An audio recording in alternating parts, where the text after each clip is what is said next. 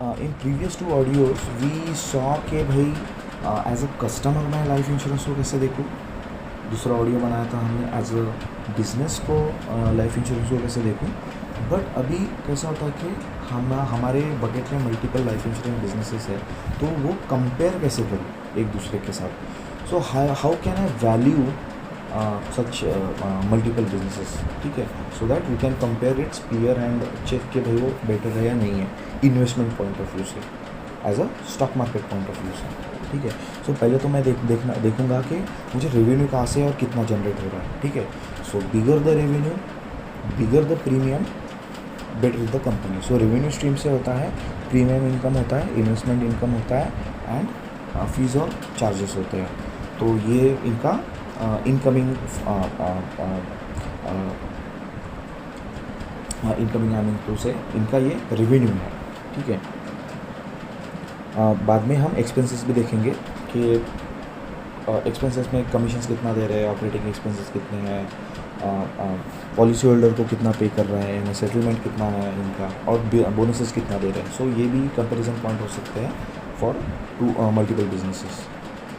ठीक है, और मेजरली जो मैट्रिसेस होते हैं, यानी जो फैक्टर जो हम कंपेयर करना चाहेंगे वो है ग्रॉस रिटर्न प्रीमियम. उसको हम बोलते हैं कि it is nothing but, simple term में बता देता हूँ, जो ओल्डर पॉलिसी या फिर जो रिन्यूअल होते हैं पॉलिसी के, यानी मेरे पास अगर पॉलिसी है तो नेक्स्ट साल में उसको रिन्यू करूँगा, तो वो एक वो होता है उसको रिन्यूअल ऑफ पॉलिसी बोलते हैं. और दूसरा तो नए पॉलिसी कितने आई है, नए पॉलिसी यानी नए कस्टमर्स कितने ज्वाइन हुए हैं ये पॉलिसी खरीदने के लिए.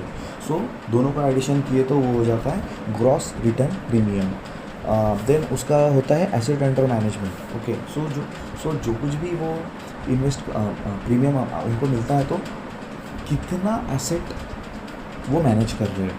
ठीक है, तो एसेट अंडर मैनेजमेंट भी एक फैक्टर हो गया कंपैरिजन को for multiple businesses to compare with the peer.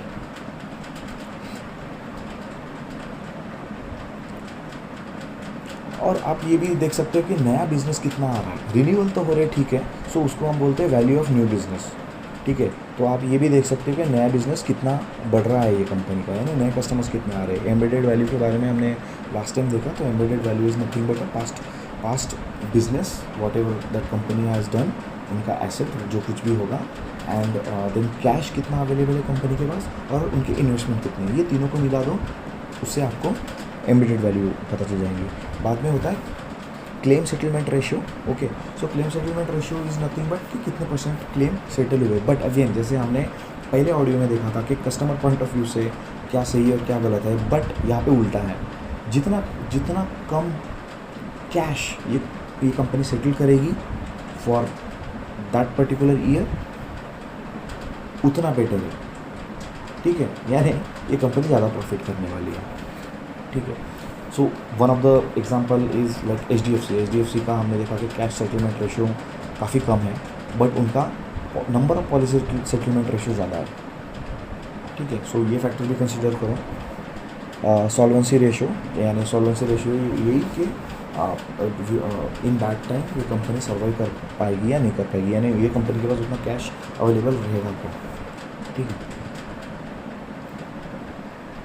Persistent ratio भी होता है. परसिस्टेंस रेशियो यानी ये होता है कि कोई कस्टमर कितना टाइम तक प्रीमियम पे करेगा, यानी इनका बिजनेस उतने टाइम तक कंटिन्यू रहने का चांसेस होगा. तो परसिस्टेंस रेशियो जितना ज़्यादा उतनी कंपनी अच्छी. प्रॉफिट एंड लॉस जैसे हमने देखा कि डिपेंड ऑन के ये कंपनी प्रोविजंस कितना कर रही है. यस, ये कंपनी को भी प्रोविजंस करना पड़ता है कि हो सकता है कि पैंडेमिक सिचुएशन ख़राब हो जाए.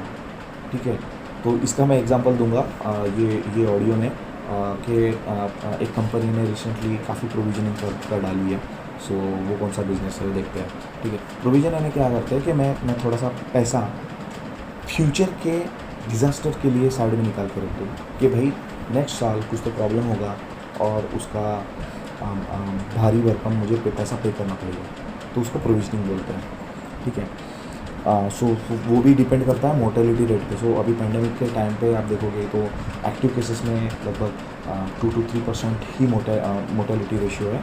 सो वो मोटेलिटी रेशियो अगर बढ़ जाता है तो भाई बहुत प्रॉब्लम हो सकती है। बट अगेन वो डिपेंड करता है कि वो नंबर पे ही डिपेंड करेगा, राइट।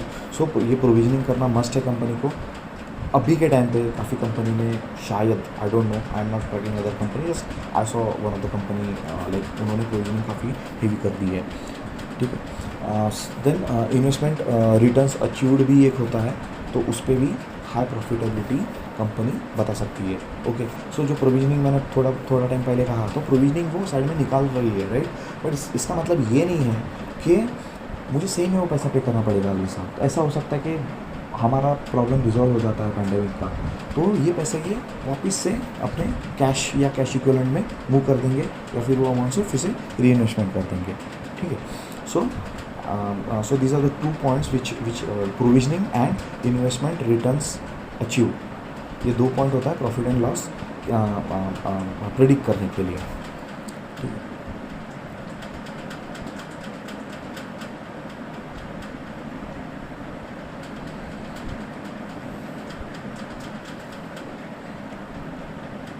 ओके, सो मेजरली हमने काफ़ी पॉइंट्स कवर कर लिए हैं, ठीक है। अभी मैं क्वेरी पे जाता हूँ।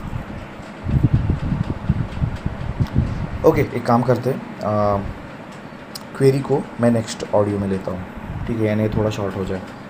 Thanks guys.